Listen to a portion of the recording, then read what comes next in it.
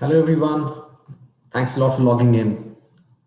I think it's 8 a.m. Pacific Standard Time, and I think we can start the meeting. Thanks a lot for everybody for logging in. We've got a truly global crowd here. We've got folks from the US, Europe, and Asia. So, good morning to everybody from the US. Good afternoon to the ones from Europe, and to my brothers and sisters in Asia. Good evening. Thanks a lot for logging in today. Diving right in, I will take you through the agenda of the meeting. Let me just share my screen. Yeah.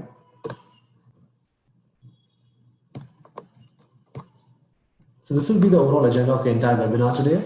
We'll be giving you a brief on Vtiger for the ones who are new. After that, I'll be introducing the host who's been kind enough to join me in this webinar, Mr. Jackie Hingorani. And after that, he will take you through the core of this webinar, how you as a sales leader can build accountability in your sales team. And after that, we've got a very exciting bonus scenario for you where we cover real life scenarios that helps you tackle challenges that actually you face in your sales team. And our story so far. So Vtiger was founded in 2004, and we've been adding value to the sales community ever since. We launched a CRM in the open source version, and up until now, we've got 5 million downloads for that. And as of today, we are the world's #1 open source CRM. And then came the SaaS revolution. That's when we realized that we can add a lot more value to our customers if we switch to the cloud model with constant updates and improvements. And as of today, we've got 300,000 happy users and 3 offices globally. And we've actually been recognized by quite a few leaders in the research space because of our product and our customer service. We've got awards from Gartner, G2 Crowd, Capterra, and GetApp. And that's about it about Vtiger. So I just want to talk about the Vtiger webinar series for a minute. We've been around since a decade, more than a decade now. And we thought we are at a stage where we could add a lot more value to our customers and prospects. And that's when we thought of starting the Vtiger webinar series. At this stage, what we're going to do is we're going to interview business leaders from across diverse industries, asking them questions as to what makes them tick and how they navigated challenges, so that you could learn from them and build better teams, careers, and companies. So for our first webinar, we team up with Jackie Hingorani, who is the head of global sales at OddUp. He's one of the most versatile sales leaders I've met. He's got about 18 years of experience in sales and has really worked up from being an inside sales rep to managing 60-member sales teams and even advising CEOs of enterprise companies. And his experience has been quite diverse. He's sold everything from stationery to software. And as of today, he's setting up the sales team at OddUp. And over the past few years, he's shown exceptional growth wherever he's gone, up to 10x growth in the matter of just 10 years. And at the same time, he's worked with large companies like Aviva, 24/7, and Traction. And right now, I'll hand over the webinar to Jackie, where he will talk about the problems that he's facing and how he solved it. Jackie, over to you. Great. Thank you, Shiva. Thanks for that introduction. Much appreciated. And thanks for having me here. It's a privilege and really an opportunity to be able to share about, the knowledge I've gathered over the last couple of years in sales. And it's a privilege to be talking to all the people who joined us today. Thank you so much for being here and taking half an hour out of your time for actually being part of this webinar and listening to what I have to share from my experience in sales. I appreciate it. So great. So jumping quickly into this, let me quickly jump into the topic for today, what we're really looking at. So we're going to look at focusing on how to build accountability in your sales team. So I just want to be sure and clear that the screen is visible to everybody. So Shiva, can you see the screen right now? Is this visible for you? Yeah, Jackie, I can see the screen. All right, great, perfect. So, all right, great. So let's jump straight into this. When we're talking about accountability, what we're really talking about is you're the person in charge. You're the one who's going to cause the deal. You're the one who's going to bring in the business end of the day, because accountability is essentially you're the one in charge of this thing. It's up to you and you got to get the business in. That's it. And when we talk about accountability, essentially there are 2 main places that it falls into. You either have results or you have reasons for not having results. So within that, I'm going to break down a little bit further into the different mindsets that sales reps get into in terms of accountability. So let's quickly get into that. Let me just, yes. So there are three levels of accountability that a sales rep would be at any point of time, right? So I would call it like three levels or three mindsets or three mind spaces that they may be in. And this could be a sales rep could be in any of these spaces for the 10, 12, 15, or 100 deals that he's dealing with. Or he could be in, a sales rep, one particular sales rep could be in this particular mindset in all the deals that he's handling. So let's just quickly get into it. So the first mindset that they would be in was delivering results. So this is pretty straightforward. You got a sales rep who's delivering results, giving you the, meeting your 100% quota month after month and out there performing, no matter what. Then you got a sales rep giving you, delivering actionable insights. So these kind of sales rep are reps who give you insights into what it takes to improve your product, your process, your the company, and insights into themselves. What is it that they could do better to close the deal? And then you've got a third mindset, which is about giving excuses. So these are guys who go about there giving vague excuses, like very vague and very broad-ended, open-ended kind of excuses, like the prospect's gone dead, or I don't know what's happening in this particular deal. I forgot to follow up on this particular deal. Vague things like that, right? So these are broadly the three levels of accountability, and we will get into the depth of this to some extent in this webinar right now. So the goal of this webinar is really to help you all identify which of these three levels, or which of these three mindsets are your sales rep sitting in. So when they come and talk to you and they tell you about what's happening in a deal, it should be easy for you to identify, okay, are they sitting in, in a delivering results mode? Are they in a more delivering actionable insights, or are they giving you excuses, right? And we will be providing you some tips and also giving you some ideas on how to go about improving them, right, on this particular thing. So that's the goal of this particular webinar.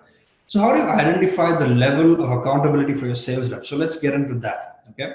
So this is the first type, okay, the delivering results type. So in this one, these are the guys, like I mentioned, they deliver 100% of your quota month after month. They're highly focused on what they need to do, and they're highly creative.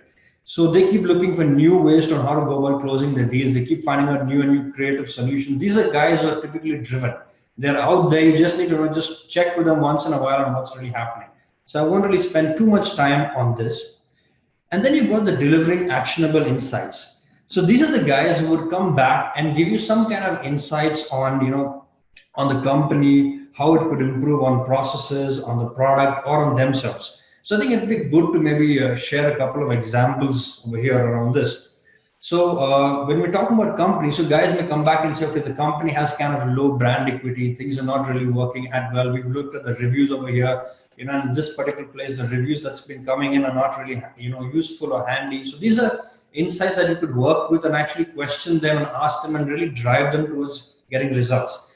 And insights on your product, these would be insights like, this particular feature is not working out really well. They didn't find this particular page doing, providing them this much of benefit. They would require these kind of analytics, things like that. And when they provide insights on themselves, this would be things like, hey, I went for a sales call today, and when I got back, when I was in the middle of the deal and when I was getting to close the deal, at that point of time, they asked me for the pricing, and I kind of hesitated and didn't really give them the exact pricing. I just went around, I was beating around the bush.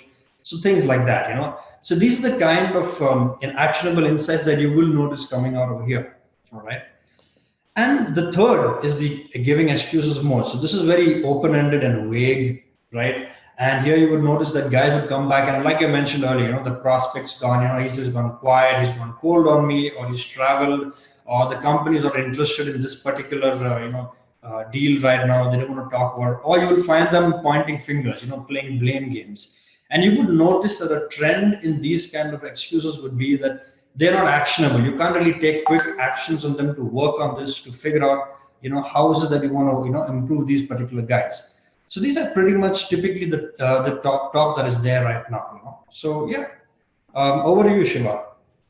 Jackie, thanks a ton for explaining the different kinds of characteristics of the accountability mindsets that we have. I think this really helps sales leaders try in bucketing their sales reps as to which level of accountability they fall into. I think for the next session, let's just handle a few real life scenarios.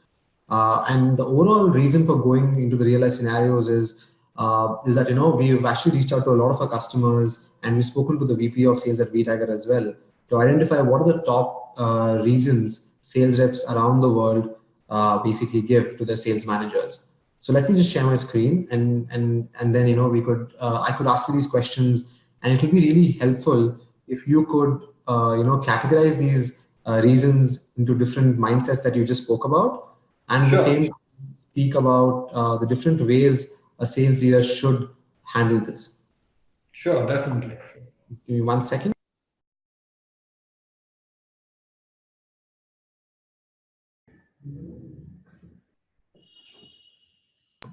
Yeah. So Jackie, the very first reason that we get a lot is that the product is not user friendly. Some of the sales reps tell their managers that the product is hard to implement or hard to use. So how would you categorize this particular reason, and how would you deal with the situation? Great. So this is a good example, actually. So when you get this kind of reason from your sales rep, so the first thing that you want to do is understand how do you want to bucketize this? Which particular level of accountability or mindset of accountability you want to put this in? So it's pretty clear when you look at this. When he says our product is not user friendly, this is would straight away fall in the actionable insights mode. And why I'm saying that, let me explain that to you. In fact, before that, I want to go one step back and kind of make a distinction here between insights and actionable insights. Okay, because I think that would be useful to everybody out there. So when you're talking about actionable insights, right? So what you're really focusing on is these are the kind of insights that pull you into action, which help you get off your seat and actually jump into the deal and look at, okay, hey, this is what I want to do. These are the actions I want to take right now. This is the particular thing I'm going to do at this point in time. This is who I'm going to be talking to. It gets you off your chair and gets you into an action mode instantly. Whereas regular insights are the kind where you say, okay, great, I think I figured that about myself. I got these ideas. All right, I'll think about it. Next time I'll probably implement it. It doesn't pull you into action instantly. So that's what I mean by actionable insights. So when we say a product is not user friendly, when a sales rep comes to me and tells me, hey, you know what, Jackie, we don't find that the prospect told me that the product's not really user friendly. So my question to him, how I would go about working on this, because I see this as an actionable insight, because I can straight away ask him questions like, okay, so what aspect of this is not user friendly? What is it that, which particular features were not user friendly? Which are the 5 or the 10 particular features that we have in our product that he found not user friendly? Can you list that out for me? And of these 5 or 10, do you have a priority? Which are the top 2 or 3 that if we handle, and if we tell them that we're going to get this done for you right now, or we're going to get this done for you in the next 2 to 3 weeks, are you willing to sign up, right? Or maybe if we get this done for you for the first 3 months, and after 3 months we handle the remaining 5, and in the first 3 months we handle the first 5, are you interested in signing up with us? So this is the kind of conversation I would have. And this is an actionable insight, because now you can notice from the questions I'm asking the sales rep, I'm driving him towards delivering results, actually driving him towards closing the particular deal. So this is how I would handle this particular, reasoning that comes back from the sales rep for us. Yeah, that makes a lot of sense, Jackie. Thanks a lot for your insights on that. So let's just skip to the next one. Sure. This is something that I've experienced a lot, especially with deals in very mature stages. Right. When the sales manager goes and speaks to the sales rep about a deal that he's prospected or he's forecasted, and he says that the prospect just doesn't need it, or he's not ready. So I find that sort of shocking, because the sales manager is expecting the deal to be closed. So Right. how does the sales manager deal with such a reasoning? Yes, so this is a reason that we all hear quite often, don't we? I mean, the prospect doesn't need it, and I think the part that we hate the most is that this lands up when you're pretty close to closing a deal, and you really, you think that you're on top of that particular client, and you might be getting this deal, and then suddenly you get this particular reason that the prospect doesn't need it. So typically, when you look at this statement, now this particular statement is pretty vague and it's pretty open-ended. It just doesn't need it. There's nothing that I can act on. There's no particular actionable insight I can take on this. I need to get my sales rep, okay, when he's in this particular mindset. So this is what I would call as a giving excuses mindset. So I need to maneuver him from this mindset of giving excuses, towards an actionable insight. I need to prod him. I need to ask him questions and get him over there. So what would I do in this particular state? What would I ask him? So I would tell him, okay, fine. So you said the prospect doesn't need it. All right. So can you tell me what exactly does he mean by that? Is it that he doesn't need it now, or is it that he doesn't need it later? When exactly does he need it? And what are the reasons because of which he doesn't need it? Do you know that? Do you have details on that? What are the top 5 reasons why he doesn't need it now? Or what are the top 5 reasons why he needs it later? Do you have all those answers? So once you start asking a sales rep about this, he's going to go back, ask questions to his prospect owners, and try and get answers to this, which will give us some more information. And then we are putting this particular deal into an actionable insight state. And then I can maneuver this deal to close either now or maybe later for my sales rep. So that's the way I would go about handling this particular thing. Yeah. Sounds perfect, Jackie. Thanks a lot. And I think we can jump on to the last reason that we have. And this is something that I was given as being a sales rep myself a few years ago. So usually, sometimes the prospect actually goes cold, and it's very unfortunate if it happens towards the end or in the mature phase of the deal, right? Especially when you've spoken to your manager and you said that, hey, listen, the deal's coming in, but then now you have to go and do the embarrassing task of telling him that, you know what, Yes. the prospect is not responding anymore, so how it's kind of scary to be in this position. So so I think we'll take a twist at this. So the first thing is how, as a sales manager, one should deal with this, and then the second thing would be how, as a sales rep, how should a sales rep ensure that he never gets into a position like this? Okay, so this is good. I mean, I'm smiling because this is one of the reasons I get very often.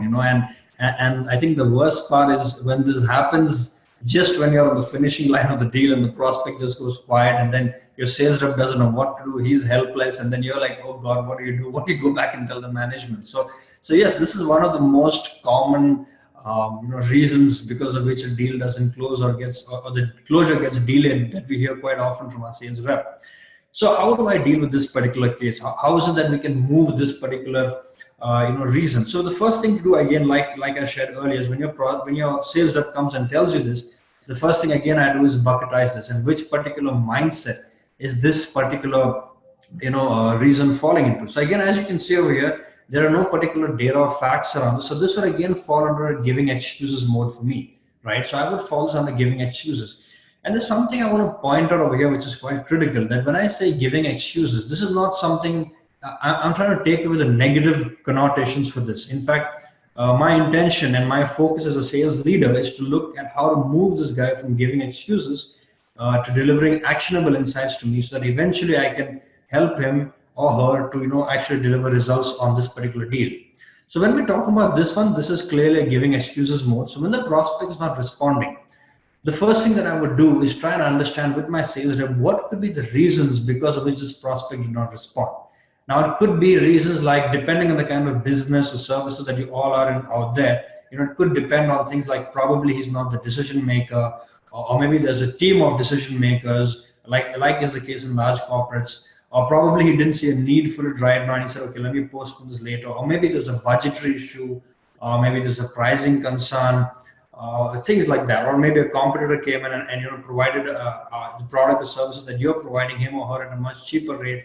It could be a bunch of reasons, and you don't really know what it is exactly. So what I would do in this case is sit with my sales rep and actually try and understand, look at the history of this deal, look at the documentation that's been done on this deal, to try and understand, look for clues out there as to what could have gotten this prospect to turn silent, to go quiet, and not respond to me, and suddenly say that, and my sales rep is coming back and telling me that I don't really know what happened in this deal. So that's the most critical first thing that I would go back and actually study, as to, look for clues, what got this particular prospect to fall off eventually. Because typically, in most cases, when a prospect doesn't respond or goes cold on us, there is usually a concern that's not been addressed early on. And he's been sounding that off at different points in time, every time you've been having a conversation with him or her, and it's been sounding off at different points in time. So that's something I look for. I look for these kind of trails, and I look for these kind of clues, so that I know that this could be a reason why he's dropped off, and we can actually look to pick this up to try and revive this guy, and try and revive a conversation with him. So we could look to understand, why is it that he's gone cold? Is it that he's not interested in doing business with us right now, or does he want to do business with us later? So we want to get him into communication.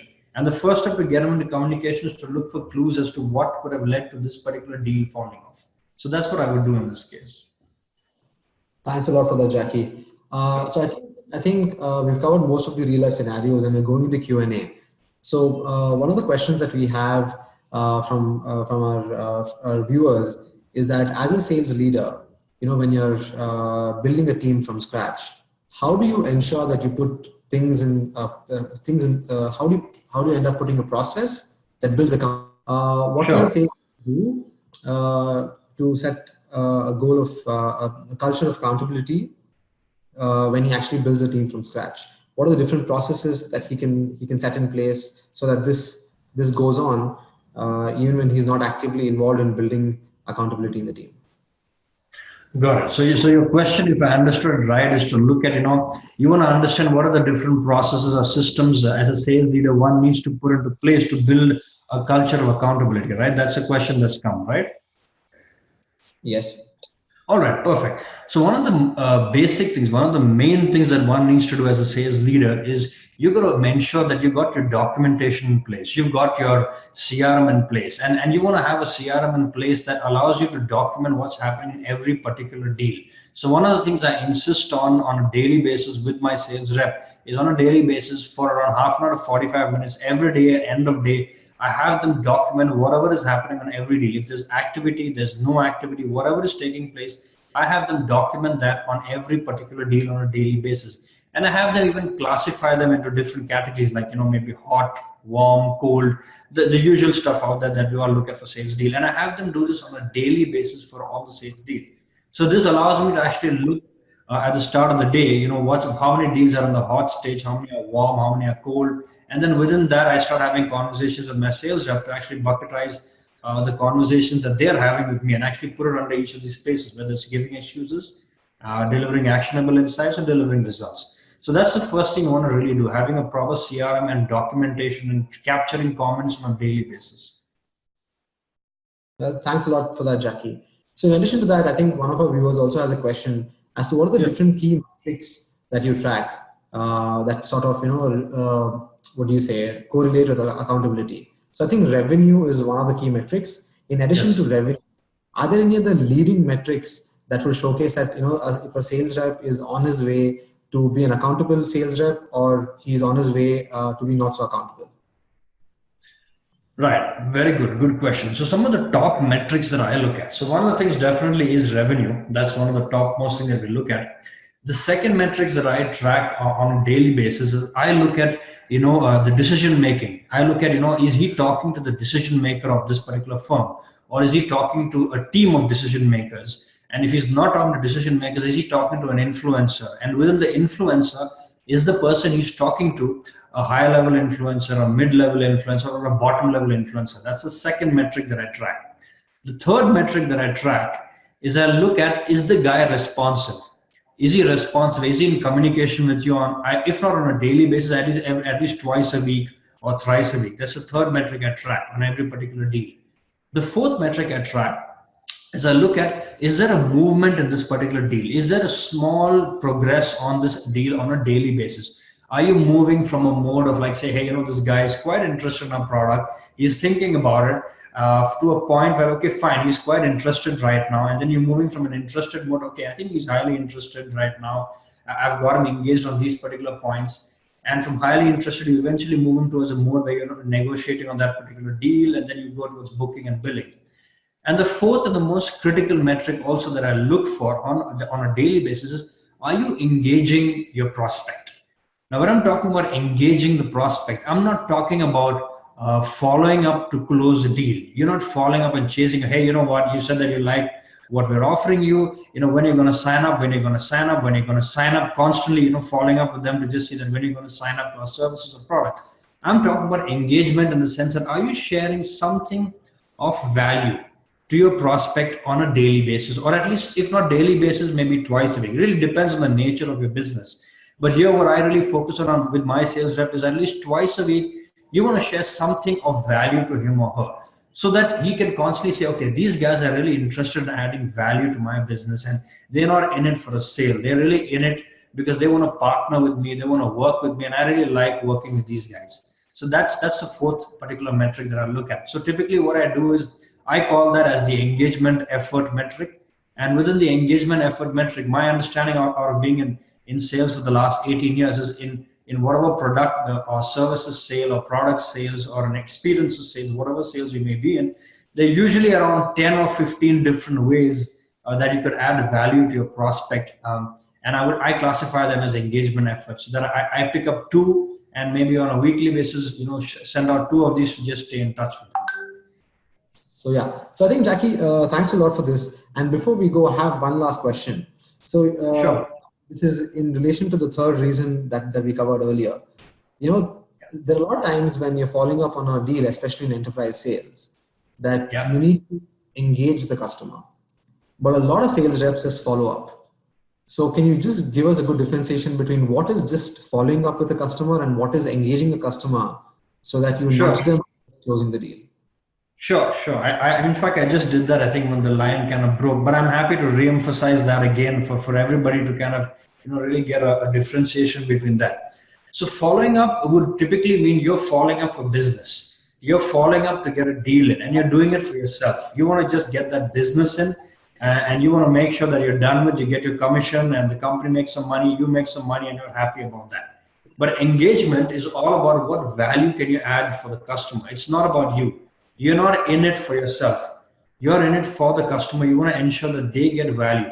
And when you're operating from there as a sales rep, then your prospect or your customer really sees you as someone who's a partner in my business, someone who's really helping me, someone who's really adding value to what I'm up to. And then he or she would not really hesitate in giving you the business and really talking to you. You become someone like an internal department of your prospect's firm, and then discussions on pricing, negotiations on pricing just becomes something which is like a formality that you just got to do because it's clear that they want to work with you. Thanks a lot for that, Jackie. So I think, guys, summing all of this up, we're at the end of our webinar right now. So we have the sales deck ready to be sent across, and we're also recording this webinar. So we'll be sending this across to you. If you have any questions, you can just drop us an email to shivaprakash.m@vtiger.com, and I'll make sure that I can relay that to Jackie and he can answer all your questions personally. If you have, I'm happy to do that. Yeah, I'm sorry. I think we have another Q&A, and I think we're done with all the questions. So guys, if you have any more questions, we'll wait for a couple more minutes. You can send across in the chat or the Q&A section, and we'll be happy to help you. Yeah, sure. And just to lay it out there, I'm happy to help. If anybody has any more questions, if anybody wants some more clarity or some more insights or some more depth into these, how do you build levels of accountability for sales rep? What are the processes you want to put in place? I'm happy to share that. I'm happy to do that, Shiva. So any questions that come your way, feel free to share it with me, and I'm happy to get back to them. I will respond. It might take 2 or 3 days, but I definitely respond. Sure, Jackie. Thank you. Right, great. Thank you, Shiva. Thank you, everybody, for signing in. Thank you.